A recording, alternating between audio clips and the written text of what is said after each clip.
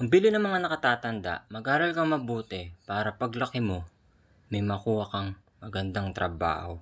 Tama naman yun. I agree. Agree. Ang walang kakupas-kupas, walang kamatayan at malupit na pangaral ng halos lahat yata ng mga magulang. Anak, sipagan mo pa, galingan mo pa. Sana pag college mo, makapag-university ka. That I bet to disagree.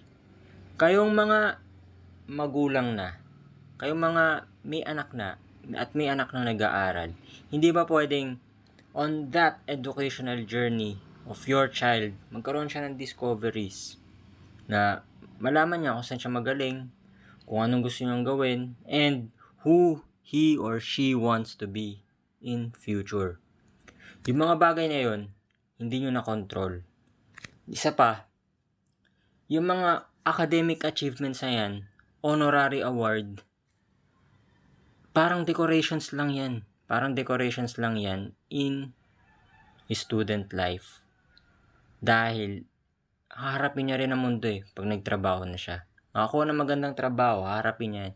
And, parang hindi mag-a-apply. Hindi yata mag-a-apply yung academic achievements, excellence, and whatsoever. I don't think mag-a-apply. And sabi nga pala sa Bible, put God first. Put God at the center of your life. Paano nga pala kung naghahanap ka ng perfection? Nasaan si Lord? May space pa ba si Lord? Hindi kailangan 100%. Hindi kailangan 100% achiever. Hindi kailangan maging achiever 100%.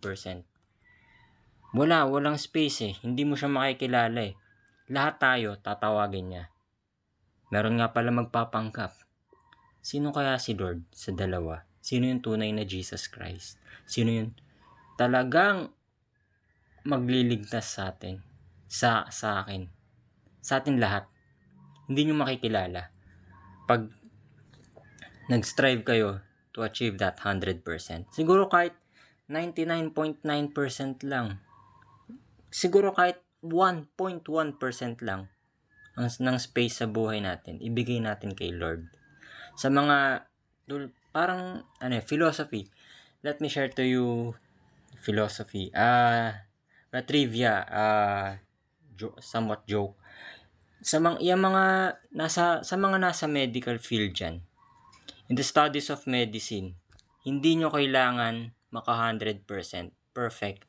Magla-licensure exam pa kayo. Siguro kahit 99.9% lang sa pag-aaral. 99.9%. Yung 0.1%, ibigay mo kay Lord.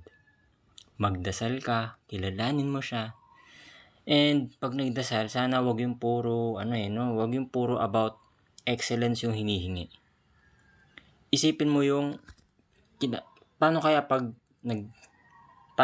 license doctor na ako, licensed medical practitioner, professional.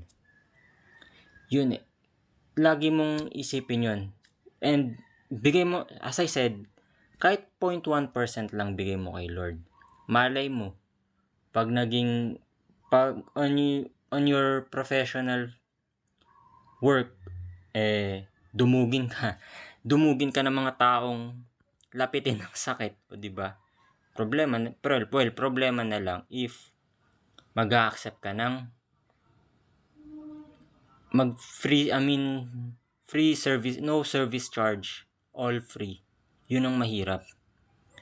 So, let me share to you my philosophical view.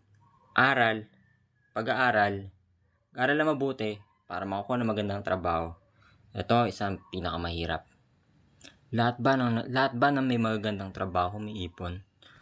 On the end of your road, you will all retire. Paano pag nagretiro? May trabaho pa. Paano pag nagretiro? May ipon kaya? Yun.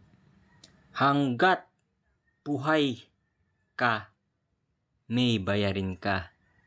gagastos at gagastos ka hanggat hindi ka niya tinatawag. Yun ang malupit sa buhay. Kaya hindi kailangan yung mga academic achievements, yung mga honorary awards. Just give your best. Sa mga mag-aaral, sa mga estudyante dyan, just give your best. And give your best to everything. And let God do the rest. Ika nga, may God bless us all.